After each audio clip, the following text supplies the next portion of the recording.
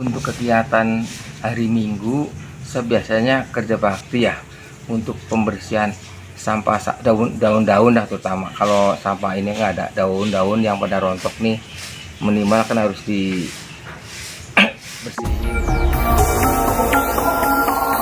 Nanti besok hari Senin tuh udah bersih. Keduanya, daun ini kan biasanya bisa buat pupuk. Daun ini nanti kalau misalnya dikasih obat di rajang itu nanti bisa buat sekam. Sekam itu kegunaannya untuk pupuk organik ini Pak, tanaman-tanaman supaya subur. Pakainya ini, makanya alhamdulillah nih di belakang tuh kebanyakan tanaman saya itu subur karena setiap hari Minggu saya ada kegiatan untuk, kalau yang sebenarnya sih nggak boleh dibakar ya, tetapi saya biasanya dicincang dulu tuh, dicacah dulu, baru nanti dikasih obat. Setelah udah menjadi kayak sampah yang buat pupuk, itu baru saya ambil, nanti tapirin tuh buat tanaman biar subur gitu. Jadi semuanya itu juga awalnya saya nggak ngerti, tapi setelah ada yang ngasih tahu dari pihak pemerintahan pertanian tuh, bagian pertanaman itu harus emang daun-daun itu nggak boleh dibakar. Jadi mestinya harusnya dicacah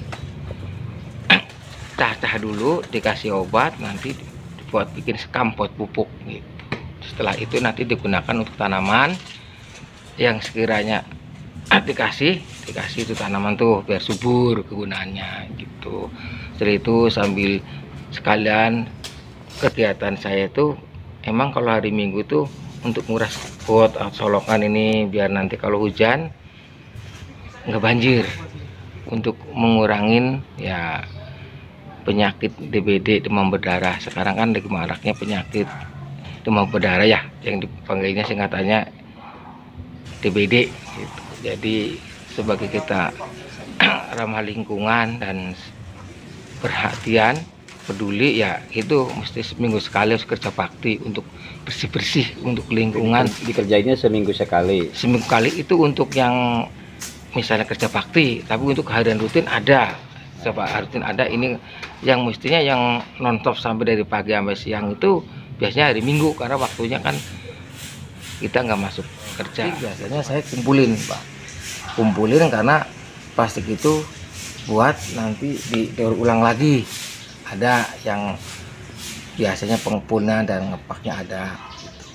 Jadi ya kalau kita mengumpulin, biasanya yang ngumpul itu tukang sampah, buat rezeki yang mereka lah. Kalau ke rumah saya pungut, nanti tukang sampah gak ada penghasilan dari kayak misalnya botol-botol plastik, sampah-sampah plastik itu nanti kasihan gitu. Jadi pertambahan mereka, jadi saya yang full khusus potong. Kalau sampah sih sebenarnya di sini alhamdulillah nggak begitu ngaruh ya, karena ini dataran rendah, air pun dari mana jatuhnya ke sini ya, sini rawa dulunya ini. Jadi di sini tuh buat penampungan air dari mana-mana gitu. Jadi makanya ya kalau udah ada anggaran untuk pembangunan sekolahan ini ya mesti harus diuruk gitu. Kalau bangunan kan masih kokoh nih, masih kuat, tapi untuk lingkungan halamannya ini udah termasuk paling rendah, mestinya harus ada pengurusan, ditata kembali seperti semula waktu zaman belum banjir. Karena kan sekarang banjir,